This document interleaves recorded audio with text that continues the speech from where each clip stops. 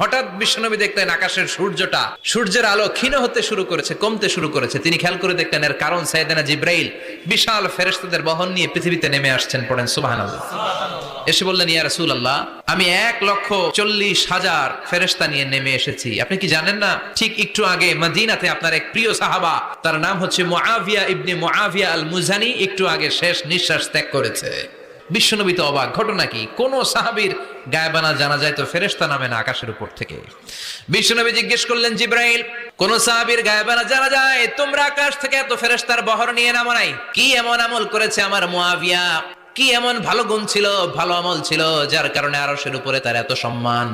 আপনার এই প্রিয় সাহাবী হাঁটতে বসতে চলতে ফিরিতে সব সময় পড়তো কুল হুয়াল্লাহু আহাদ আল্লাহুস সামাদ লাম ইয়ালিদ ওয়া লাম ইউলাদ ওয়া লাম ইয়াকুল লাহু কুফুয়ান আহাদ।